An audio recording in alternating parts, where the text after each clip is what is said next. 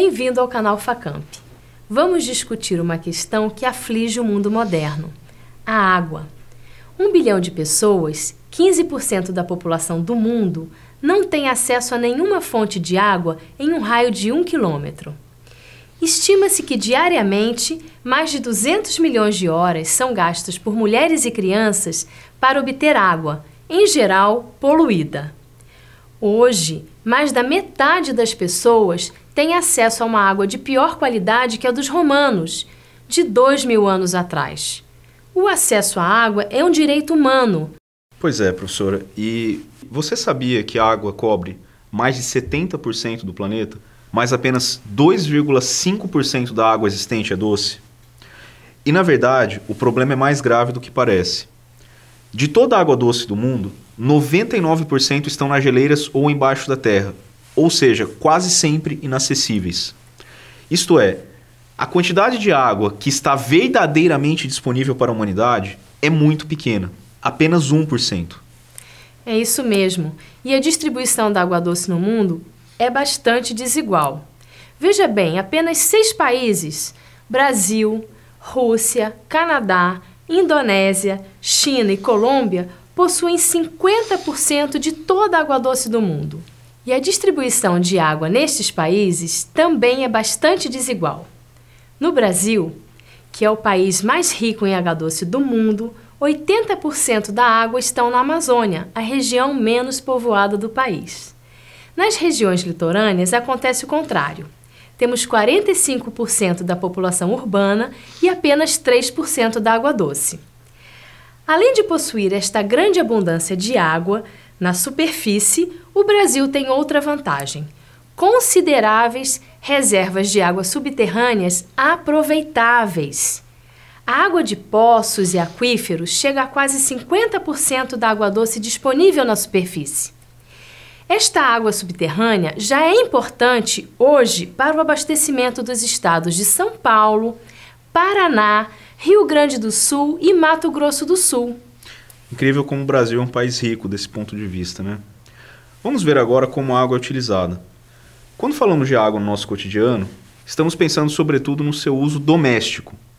Mas a água doce também é utilizada para outros fins, como a atividade agrícola, a pecuária e a indústria.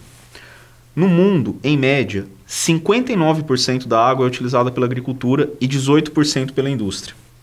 No Brasil, o principal uso da água doce é para a irrigação. Quase 70% do consumo é utilizado na agricultura. 12% vão para a pecuária e 7% para a indústria. Essa é a utilização da água que nós não vemos. Por isso que muitos estudiosos a chamam de água invisível. Na verdade, apenas 10% da água é utilizada nas casas, escolas, hospitais e outros estabelecimentos. O uso doméstico da água, ou seja, para beber, cozinhar, lavar roupa e até para a higiene pessoal, esse sim é o grande problema que nós temos de enfrentar. As cidades brasileiras são muito grandes e adensadas. 31% da população está concentrada nas 10 maiores regiões metropolitanas. Regiões metropolitanas como São Paulo, com quase 21 milhões de habitantes, Rio de Janeiro, com 12, e Belo Horizonte, com quase 5 milhões. Nós temos, no total, 17 cidades com mais de 1 milhão de habitantes. Se a gente comparar, por exemplo, professora, com os Estados Unidos, a gente vai ver que lá apenas 9 cidades têm mais de 1 milhão de habitantes, ou seja, o nosso quadro é um pouco mais complexo, né? Sem dúvida. A distribuição da água é outro problema grave. Quase 40% de toda a água tratada no Brasil é desperdiçada por ligações mal feitas e vazamentos ocultos ao longo das tubulações. Para se ter uma ideia, no Japão e na Alemanha, a perda de água na distribuição é de apenas 11%. Vejam bem, nós desperdiçamos 40%. O Japão e a Alemanha, 11%. Além disso, o esgoto doméstico das grandes cidades é precário. No Brasil, só 55% das casas têm rede de esgoto e apenas 38% desse esgoto é tratado. Com tanta gente morando no mesmo lugar sem uma rede de esgoto tratado, os mananciais ficam poluídos. Os coliformes fecais são a maior fonte de poluição da água no Brasil. Além dos problemas oriundos do esgoto doméstico, soma-se a contaminação da água pelos agrotóxicos.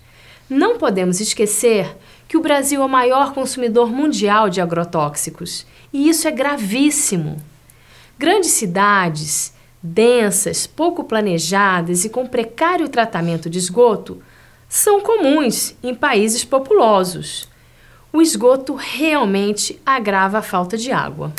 Com certeza. E um dado alarmante sobre essa questão do esgoto.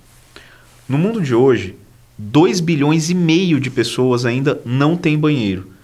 E mais de 1 bilhão precisam fazer suas necessidades em céu aberto, principalmente na África e na Índia. Você sabia que, no mundo de hoje, mais pessoas têm celulares que banheiro? Por incrível que pareça, essa é a realidade. E, em pleno século XXI, a diarreia, que é causada em grande parte pela falta de água potável, saneamento e higiene, mata 1,5 milhão de crianças por ano no mundo. A Organização das Nações Unidas estima que metade dos leitos hospitalares do planeta são ocupados por pacientes que sofrem de alguma doença ligada justamente à falta de água e condições sanitárias. Sem dúvida, este é um cenário terrível e no longo prazo tende a se agravar. Não é difícil imaginar que, num futuro não muito distante, um copo de água seja raro e caríssimo. No Brasil, houve um grande esforço na expansão recente da rede de saneamento básico e no tratamento de esgoto. Para a gente ter uma ideia desse avanço, nos últimos 10 anos, como causa da mortalidade infantil, a diarreia caiu de 9% para 3%, o que sem dúvida é um avanço muito significativo. Porém, quando a gente olha para o quadro mais geral, nós percebemos que ainda estamos longe, muito longe, de ter uma situação ideal. Em outras palavras, ainda são necessários muitos investimentos no setor, não é, professora?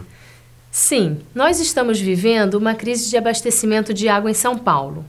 Choveu pouco, mas não podemos esquecer que faltaram investimentos. Relatórios governamentais de 2002 já alertavam para a necessidade de dezenas de bilhões de reais de investimentos urgentes para evitar o desabastecimento. Exemplo disso é que, para garantir o abastecimento da Grande São Paulo, são necessários novos mananciais, disputados com outras regiões metropolitanas, como Campinas e o Rio de Janeiro. Na crise em que vivemos, fica claro que faltou planejamento e coordenação da gestão das diversas bacias, que servem a múltiplas cidades. Uma última palavra, professor. A disponibilidade de água é uma vantagem do Brasil, mas uma vantagem que se concretizará somente se aprendermos as lições com a crise atual. Que lições? Teremos que retomar o trilho do planejamento e dos investimentos para captação e tratamento de água.